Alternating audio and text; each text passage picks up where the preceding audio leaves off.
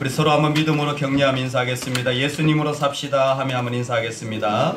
예수님으로 삽시다. 아멘. 중고등부 시절 교회에서 저를 가르쳐 주셨던 선생님이 당시에 공대 대학원에 다니셨는데 어느 날 자신의 스토리를 하나 말씀해 주셨습니다. 대학원 다니면서 학교에서 학교 구내식당에서 식사를 하는데 친구들이 대부분 다 믿지 않는 가운데 아마 혼자 식탁을 앞에 두고 기도를 하셨던 것 같습니다. 잠시 식사 기도를 하고 있는데 옆에 있는 친구들이 장난기 삼아 그러더라는 겁니다. 야, 자냐? 조냐? 뭐하냐? 하면서 놀리더라는 거예요. 그런데 그 선생님이 그때 이렇게 대답해 주셨다라고 말씀해 주셨습니다. 야, 요즘도 기도 안 하고 밥 먹는 사람이 있냐? 그렇게 대답하셨다라는 겁니다. 참 그 선생님이 대단히 당당해 보이고 정말 이분은 예수님 믿는 것, 예수님으로 사는 것이 확실히 고백되어지는 분이구나 라는 마음의 생각이 들었습니다. 여러분에게 예수님은 살아 계십니까? 여러분 예수님을 만나며 살고 계십니까? 교회는 예수님을 만나는 곳입니다.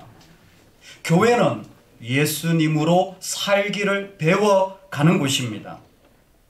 물론 개인적으로 기도하실 수도 있습니다. 그러나 아버지가 자녀에게 전화 한 통 한다고 저녁에 집에 안 들어가서야 되겠습니까?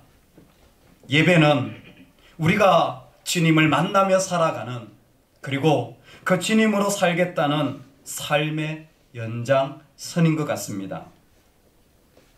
오늘 말씀에서 예수님이 살아계십니까? 라는 이 질문은 또 다른 모습으로 똑같은 말로 이렇게 말해줄 수 있을 것 같습니다. 언제라도 예수님에 의하여 당신 삶의 바운더리가 바꿔질 수 있느냐라는 질문입니다. 예수님 때문에 내가 생각한 삶의 자리가 달라질 수 있다면, 예수님 때문에 내 생각의 방향과 모습이 열어질 수 있다면 그것이야말로 주님이 살아계신 증거라는 것입니다. 오늘 우리는 세리를 만나게 됩니다. 참 성경에 이 세리가 많이 등장해요. 오늘 본문 5장에도 등장하지만 7장에도 등장하고요, 15장에도 등장하고요, 18장에도 등장하고 19장에도 등장합니다. 그러니까 누가복음엔 세리 이야기라고 거의 해도 과언이 아닐 정도로 세리가 참 많이 등장합니다. 특별히 18장 부분에서는 이 세리가 거의 영웅입니다. 봐라, 나는 죄인입니다 하며 가슴을 치는 세리들을 향하여서 이 사람들이 바로 하나님의 자녀들이다 라고 예수님 막 박수를 쳐주고, 심지어 19장에는 그 세리의 대표되는 사람도 등장하지 않습니까? 삭개오. 그는 세리장이었습니다. 예수님은 세리를 통하여서 뭔가 지금 말씀하고 싶으신 것 같은데, 그러나 사실 청중들은 좀 뭐라고 할까요? 불편합니다. 우리 모두가 알고 있듯이 세리는 세금을 거두면서 로마에 충성하는 자들입니다. 근데 제가 좀 살펴보니까 이들이 살아가는 방식이 그래요. 당시에 로마라는 나라가 이 세금을 징수하며 가지고 있던 방식이 무엇이냐면 공개 입찰이더라고요. 오늘날 공개 입찰하잖아요. 각 나라 각 지역마다 로마 관료들이 와서 자, 세리를 모읍니다 하면 그 세리에 지원하는 자들이 입찰을 넣는 거예요. 어떤 사람은 내가 1년에 1억을 세금을 걷어서 내겠습니다. 어떤 사람은 10억을 걷어서 내겠습니다. 그러면 어떤 사람이 입찰을 받을까요? 돈을 많이 쓴 사람. 10억을 써서 냈다 한다면 그 사람이 세리를 뽑히는 거예요. 그러면 그 사람이 1년 동안 뭐 하겠습니까? 열심히 본전을 뽑아야죠. 본전만 뽑아서 되겠습니까? 이윤도 남겨야죠. 그러니까 있는 세금 없는 세금 다 만들어내는 구조고, 그 위에 로마라는 나라는 점점 더 부강해가는 구조적인 모순이 있었습니다. 오늘 성경에 등장한 레위도 마찬가지입니다. 이 사람이 부자인 것은 불을 보듯 뻔하게 다른 사람에게 마땅히 매겨야 할 세금 이상의 것을, 그리고 불의를 행했기 때문에 그 일이 가능한 거예요. 그런데 오늘 이 사람이 예수님을 자기 집으로 초대하는 것입니다. 저는 이 부분이 좀 의아합니다. 근데 예수님이 그 집에 가시는 거예요. 그와 함께 음식을 먹으시는 거예요. 여러분, 제가 한번 질문 한번 드려볼까요? 예수님이 그 집에 갔습니다. 세리가 식탁을 차렸어요. 빵을 샀든 밥을 만들었든 그 돈은 어디서 왔을까요? 예수님이 드시고 계신 음식의 주 재료는 어디서부터 온 것일까요? 예수님이 앉아있는 그 의자는 도대체 무슨 돈으로 산 것입니까? 그 세리가 집을 가지고 있다면 그 집은 어떻게 마련한 것입니까? 안 물어봐도 불을 보듯 뻔합니다. 불의한 재물이었을 것입니다. 얼마나 불편합니까? 이 음식이 뭔지 아는데. 얼마나 불편합니까? 이 자리가, 이 사람이 어떻게 일을 했는지 아는데. 그런데 놀라운 것은 예수님은 그 자리에 앉으셔서 그가 제공한 음식을 드신다라는 겁니다. 유대문화에서 음식을 나눈다라는 것은 펠로우십, 즉 관계를 나눈다라는 것입니다. 단순히 관계가 아니라 당신은 소중합니다. 당신은 나에게 의미 있습니다. 라는 상징입니다. 왜 예수님은 그런 불의한 자의 재물을 가지고 차린 식탁에 가서 굳이 식사를 하시는 겁니까? 다른 데 식사할 데가 없어서? 아닙니다. 동일시 때문입니다. 예수님은 자신을 그 세리와 같다고 여기시는 거예요. 예수님은 그 불의한 매국노와 같은 세리와 동일하다고 지금 자신을 표현하는 것입니다. 이게 예수님이 첫 번째 우리에게 말씀하시는 예수님을 믿는 자들의 살아가는 삶의 방식인 것 같습니다. 당신은 죄인이니까, 당신은 세리니까 안 됩니다. 당신이 그곳에서 떠나지 않는 한 나는 당신과 얘기도, 당신의 생각을 바꾸지 않는 한 난 당신과 밥도 먹을 수 없습니다. 여러분, 이건 복음의 방식이 아닙니다. 예수님은 그 사람을 찢는 것이 아니라 자신을 찢는 방식으로 우리에게 구원을 이루시는 것입니다. 기꺼이 자신이 내려오셔서, 자신이 죽으셔서 그들과 함께 있기를 원하셨던 거예요. 참으로 어려웠을 그 자리에 예수님은 너하고 나하고 다르지 않다. 나는 너를 언제든지 받아들일 수 있다. 그런 식탁의 자리에 예수님 자신이 들어가심으로 말미암아 그 세리와 함께 있는 자로 자신을 표현합니다. 그때 서기관과 바리새인들이 참으로 이해할 수 없는 광경을 보고는 예수님께 질문합니다. 그 제자들을 비방하여 이르되 너희가 어찌하여 세리와 죄인과 함께 먹고 마시느냐. 예수님의 시대를 살아가는 자들은요, 누구와 동일시하는 것이 마땅한 길이라고 생각합니다. 할렐루야. 분명히 잘못됐어요. 분명히 불의합니다. 분명히 죄인이에요. 그럼에도 불구하고 기꺼이 그 자리로 들어갈 수 있는 사람입니다. 예수님은 그렇게 하셨어요. 그런데 그러지 못하는 사람들도 있습니다. 이 서기관과 바리새인들이에요. 서기관과 바리새인들은 이해할 수 없는 겁니다. 왜? 정결 규례에 의하면 이방인을 접촉한 이 세리야말로, 세리로 대표되는 레위야말로 절대로 만나서는 안 되는 거예요. 만나면 내가 부정해지는 겁니다. 이거 다 알고 있는 사실이에요. 그런데 재밌는 것은 이 서기관과 바리새인들의 이 반응을 통하여 예수님께서 이렇게 말씀하시는 것입니다. 예수께서 대답하여 이르시되 건강한 자에게는 의사가 쓸데없고 병든 자에게라야 쓸데있나니 내가 의인을 부르러 온 것이 아니요 죄인을 불러 회개시키러 왔노라. 아멘. 예수님이 저와 여러분을 부르러 오신 줄로 믿습니다. 예수님이 죄인인 우리를 회개시키러 오신 것입니다. 근데 서기관과 바리새인은 죄인을 만나고 싶지 않은 거예요. 의인을, 올바른 자리에 서 있는 자들과 함께 있기를 원한 것입니다. 그래서 그들은 그 자리를 선을 그어버리는 거예요. 나는 당신들과 같이 밥 먹을 수 없습니다. 제 아내가 학교에 개학을 하면서 학교 이야기를 좀 들려줬습니다. 1학년을 초등학교 1학년을 맡았는데요. 초등학교 1학년이면 이제 아이들이 유치원을 마치고 이제 막 엄마 손을 붙잡고 학교에 입학하는 그런 때잖아요. 근데 제 아내가 보면서 몇 가지 좀 개인적인 느낌을 나누었습니다. 엄마들이 엄마가 아이를 손잡고 학교에 오면요, 학교 교문에서 8시 40분까지 못 들어오도록 만든답니다. 그 학교는 그랬대요. 8시 40분까지는 먼저 오더라도 교문 밖에 서 있으라고. 그리고 8시 40분이 되면 이제 섬기시는 분들이 이렇게 문을 열고 들여다 보여준대요. 왜 그러냐? 아직 너무 일찍 와가지고 선생님들도 다 안 계시거나 하는 때에 아이들이 학교 와서 문제가 생기면 학교가 책임을 져야 되니까, 학교 밖에 있으면 학교가 책임을 지지 않아도 되는 상황이니까 그 시간을 정해놓은 겁니다. 아이들이 엄마 손을 붙잡고 왔는데 엄마들이 아이들이 어떻게 공부할지 좀 궁금하잖아요. 그런데 아마 그런 학교의 방침이 정했나 봐요. 엄마들 절대 교실에 들여보내지 말 것.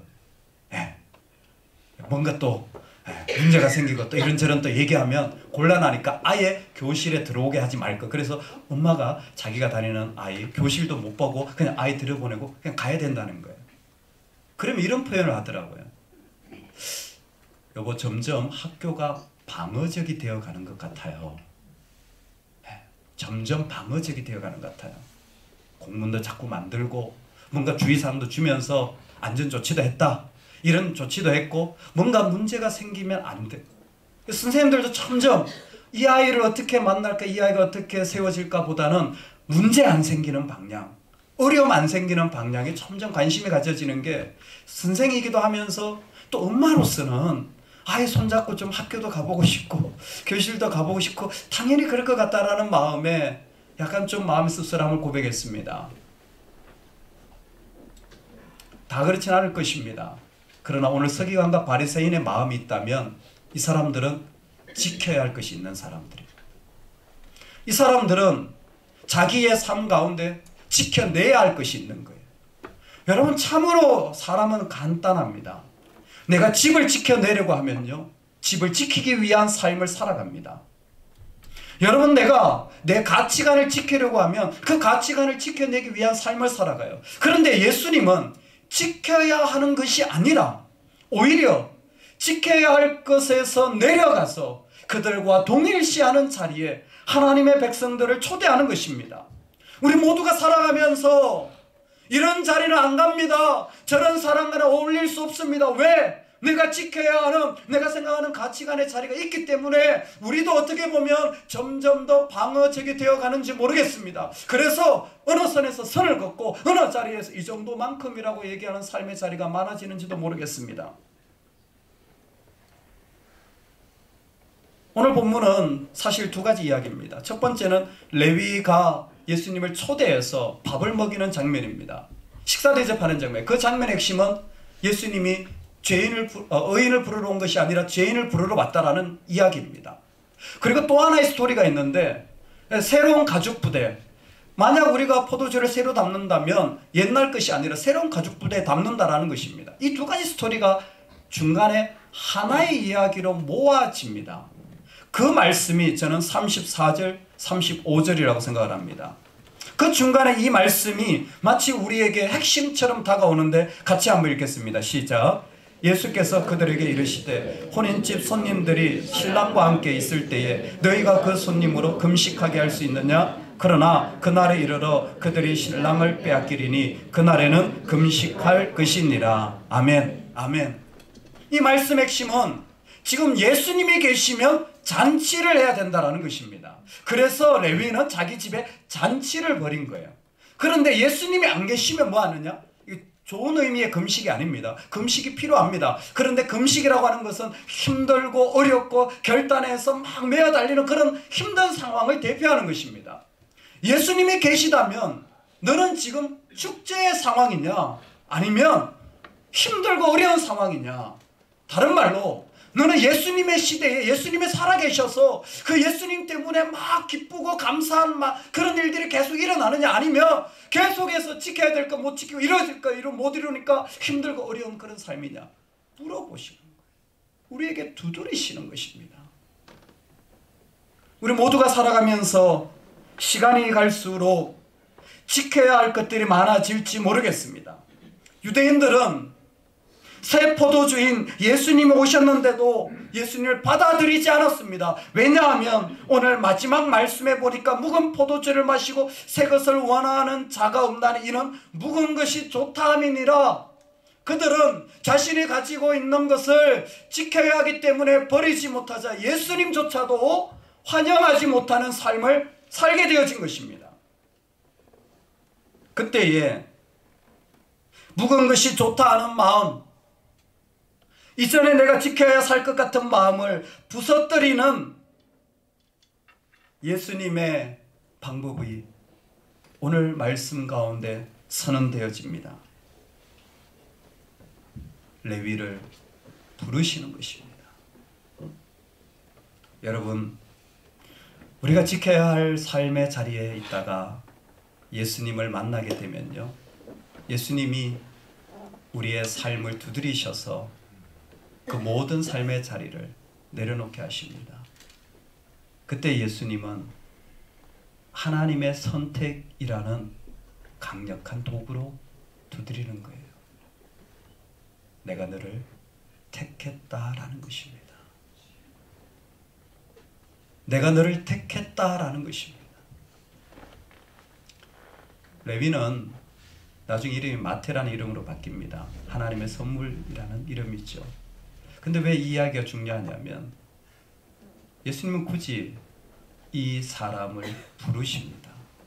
우리가 생각할 때 내가 잘 믿어야지, 믿음이 좋아야지 생각하는데 사실은 먼저 예수님이 우리를 당신의 자녀로 세우시고 결정하셨기 때문에 우리는 믿음의 길이 가능해진 것입니다. 그래서 요한복음에 보면 이와 같이 말씀하십니다. 너희가 나를 택한 것이 아니요 내가 너희를 택하여 세웠나니. 예수님이 우리를 택하신 거예요. 그래서 이끌고 나가시는 겁니다. 그 택하심을 이루시기 위한 마지막 자리가 어디냐면 십자가입니다. 예수님이 자신이 죽게 되심으로 우리가 어떤 자리에 있든지 간에 예수님께 나올 수 있도록 그 길을 열어놓으신 겁니다. 어떻게 이 지켜야 할 것들이 많은데 살아갈 수 있을까요? 십자가에 주님을 고백할 때 가능한 겁니다. 그래서 우리가 새 부대가 되는 게 중요한 게 아니에요. 우리에게 새 포도주가 있다는 사실이 중요한 겁니다. 예수님이에요. 예수님이 계시다라는 게 중요합니다. 그 예수님이 살아서 내 삶에 역사해 갈 때 구원이 그냥 옛날의 구원의 이야기로 끝나는 것이 아니라 나를 기념하라 라는 말씀을 통하여 지금도 우리 안에서 계속해서 이루어지는 살아계신 하나님의 성령의 전이 되어지는 게 사실인 거예요. 레너드 스윗이 교회를 네 종류로 구분했습니다. 교회를 보면 네 종류의 교회가 있다라는 거예요. 여러분 한번 들어보십시오. 의미가 있습니다. 박물관 같은 교회가 있다라는 거예요. 뮤지엄 처치입니다. 이 교회는 늘 예전에 이런 거 좋았는데 이런 거 잘했는데 내가 이렇게 섬겼는데 이런 것을 늘 기억하면서 그냥 지내는 교회라는 거예요. 두 번째는 유지형 교회가 있다라는 거예요. 표현이 재밌어요. 영어가 메인테넌스인데요. 교회 수리하고 이런 걸 메인테넌스라 그러거든요. 유지형 교회. 늘 그냥 지금을 지키자. 지금처럼만 살자. 지금처럼만 되면 좋겠다. 그런 마음을 가지고 있는. 세 번째는 사역형 교회, 미니스트리 처치. 마지막 교회가 어떤 교회냐면 미셔널 처치, 선교적 교회. 교회만 그런 것이 아니라 우리의 개인도 물어봐야 합니다. 과연 예수님의 살아계심으로 내가 그분이 원하시는 방향으로 언제든지 나아갈 수 있는 그런 마음으로 살아가는 삶인지, 저는 그냥 적당하게 지금처럼만 살면 좋겠습니다. 어떤 분들은 과거에 그런 일만 가지고 나아가는지는 모르겠습니다. 여러분 오해하지 마십시오. 새 것이라고 다 맞다라는 이야기를 하는 것이 아닙니다. 지금 새 포도주를 이야기하는 것은 늘 새 것이 일으켜야 된다, 새로운 사역이 일어나야 된다는 표현이 아니에요. 여기에 새 것은 예수님의 살아계심, 여전히 예수님이 프레시하게 늘 예수님이라면 그 마음에 새로운 힘이, 새로운 마음이, 새로운 기쁨이, 새로운 능력이 솟아나는가를 묻는 것입니다. 주님을 부를 때마다 그 안에 있는 어떤 것도 다 내려놓아지고 예수님 때문에 내 안에 새로운 능력과 운동이 일어나는 거죠. 그런 의미에서 너는 축제를 즐기고 있니? 금식하려고 하니? 우리에게 도전하시는 거예요. 이번 주에 양주에 방문하게 되었는데 한 분이 초청해서 양주를 가게 됐습니다. 거기에 4대째, 본인을 그렇게 소개하시더라고요. 본인은 4대째 권사집 딸이라고. 그런데 그분도 권사님이세요. 그러니까 지금 5대째 권사님이신 거예요. 저는 그런 분을 처음 만나봤어요. 5대째 권사님이라는 분을. 그리고 별로 좋아하지도 않아요. 대단한 집안이라고 자기, 우리는 콩가루 집안이라 안 믿는 집안에서 태어나가지고 4대째 권사집 딸이라는 거예요. 그 권사님이 5대째 권사님이신데, 근데 제가요, 뭐 그게 대단하다고 말하고 싶진 않지만, 그러나 믿음의 가정을 만나면요 확실히 다른 게 있어요. 할렐루야. 뭐 싫으십니까? 뭐 열받으세요? 여러분 가정도 좀 그렇게 되면 좋겠어요. 정말 하나님 잘 섬겨가지고 정말 신실하게 말씀대로 살아서 그 믿음의 복을 자녀들한테 좀 나눌 수 있으면 좋겠어요. 어떻게 다른 많은 소개가 있는데 그렇게 표현할 수 있어요? 너무 좋잖아요. 근데 자신이 살아오면서 저를 처음 만나, 저도 처음 만난 거예요. 근데 다른 얘기 안 하시는 거예요. 목사 사람께 다 필요 없습니다. 생명 살리는 일이 최고입니다. 생명을 살리는 목회자가 되어 주십시오. 저를 처음 만났는데 그런 얘기를 하시는 거예요. 근데 자기 간증을 좀 이렇게 얘기하시는데, 그 양주에 본인의 재산이 있는 곳에 제가 초대를 받았어요. 뭐 건물도 꽤 많고 땅도 엄청 많으시더라고요. 꽤 재산이 있으신 것 같아요. 그래서 혼자 사시는데 이 나쁜 놈들이 말이죠. 세상에 나쁜 놈들이 많아요. 이 재산을 보고 접근을 해가지고 천사의 얼굴로 왔다가 이 권사님 얼마 전에는 산에 끌고 가가지고 폭행을 한 거예요. 재산 내놓으라고. 재산 내놓으라고. 그래서 그 반죽음 상태로 있다가 어떻게 구출돼가지고 병원 가서 수술하고 심장도 너무 놀래가지고 뭐 힘줄도 터지고 막 그래가지고 수술 겨우 완전히 건강도 다 잃어버린 거죠. 그런데도 불구하고 마지막까지 생명 살리는 일을 하고 싶다고 자기 모든 재산을 제가 아시는 목사님한테 다 그냥 맡긴 거예요. 아들도 있는데 아들 안 주고 그냥 다 맡긴 거예요. 다른 거 하지 말고 생명 살리는 일에 해달라고. 제가 그분을 뵈면서 좀 마음에 드는 생각이 있었습니다. 야, 예수가 대단하다. 예수 믿는 사람 대단하다.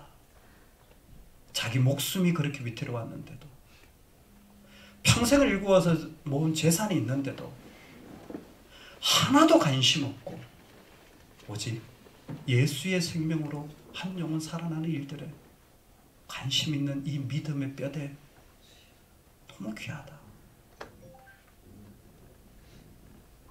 선교지에서 목사님 한 분이 뱀이 나온다는 얘기 참 어이가 없더라고요. 쌀이 없다는 이야기, 그 뭐 듣기는 간단하지만 얼마나 힘들겠습니까? 근데 제가 신기한 장면을 하나 봤어요. 그게 뭔지 아세요? 같이 모여서 얘기를 하는 거예요. 제가 우리 페이스북에도 사진을 올려놨습니다. 밴드에 올렸고, 그 목사님 진짜 집, 그 뱀 나온다는 그 방을 사진을 선교사님 찍어보는, 야, 아직도 이런 집이 있는가 싶어요. 제가 선교지에 다니지만 정말 어떻게 이런 데 사나 싶은 마음이 들어요. 그런데 있잖아요. 그 말씀을, 쌀이 없다고, 뱀이 나온다고 하는 그 말씀을 하시는 그 얼굴 표정이 너무 밝은 거예요. 웃으면서 그 이야기를 하시고, 심지어 본인보다 사역자라도 좀 더 나은 형편에 있는 분들도 있어요. 근데 그냥 하얀 이빨을 드러내시면서 장난치듯이 그냥 그렇게 얘기를 하시는 거예요. 우리가 도와드리든 안 도와드리든 제 생각에 그분은 아무 상관없이 그 일을 계속 그곳에서 하실 분이라는 게 분명합니다. 근데 그 안에 있는 얼굴 표정이 너무 밝으니까 제가 이거를 심각하게 받아들여야 되나? 기쁘게 받아들여야 되나? 예수님 물으시는 거예요. 왜? 정말 인간 말종과 같은 세리와 같이 밥을 먹어서 그 사람처럼 살면 비참한 거니? 네가 비참해지는 거니? 너의 기쁨이 사라지니? 아니잖아. 내가 있잖아. 예수를 만난 자는 예수를 만난 기쁨으로 살게 되는 것입니다. 예수를 아는 자들은 예수의 살아계심으로 삶의 자리를 이어가는 것입니다. 우리는 힘들게 금식하는 자리가 아니라 축제를 벌여야 할 자리에 초대받았다라는 것입니다. 그 주님이 이곳에 계시니 그 주님으로 말미암아 살아가는 삶의 자리에 우리가 서 있다라는 것입니다. 사랑하는 여러분, 지금은 메시아 시대입니다. 예수님을 만난 자들이 예수님으로 살아가야 할 기쁨의 자리에 초대받았습니다. 저와 여러분이 이 감격과 기쁨으로 주님께 반응하며 때로는 회개하고 때로는 믿음으로 결단하지만 그러나 우리도 하얀 이빨 드러내면서 예수님을 기뻐하며 살기를 주의 이름으로 간절히 축원합니다. 아멘. 여러분 저를 잠깐 보시겠습니까? 저를 잠깐만 보세요. 괜찮습니다. 아, 정말 너무 멋지세요. 저를 보니까 제가 잘생겼죠, 그렇죠? 네. 아님 말고. 그러나 저와 여러분에게 예수님이 살아계시다면 우리는 웃을 수 있는 줄로 믿습니다. 저와 여러분에게 예수님이 계시다면 분명히 우리는 일어나게 될 줄로 믿습니다. 그 믿음 가지고 걸어갈 수 있기를 간절히 소망합니다. 아멘. 예수님은 불의한 식탁, 불의한 재물, 정결하지 못한 사람을 만나면서도 기꺼이 자신을 찢어 그 자리에 내려가셨습니다. 너무 어이롭고 너무 옳아서 선을 긋고 지키기에 바쁜 우리의 삶, 다 사라지고 없어질 것들인데 아무리 좋은 가치관도 시대가 지나면 바뀌고 아무리 대단해 보이는 재물도 다 사라질 것들인데 무엇 하나 영원한 거 이 땅에 없는데 웬일인지 우리는 자꾸만 작아지고 방어지게 되어지고 소모적이 되어집니다. 주님, 오늘 예수님이 살아계신 자가 되게 하여 주시옵소서.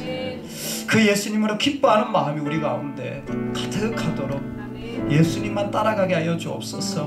은혜는 모든 것을 버려두고도 기쁨으로 살게 하는 하나님의 선택인 줄로 믿습니다. 그 일이 마태에게 일어난 것처럼 오늘 우리가 주님 앞에 살아가는 기쁨이 충만하게 하여 주옵소서. 예수님의 이름으로 기도드리옵나이다. 아멘, 아멘, 아멘, 아멘, 아멘.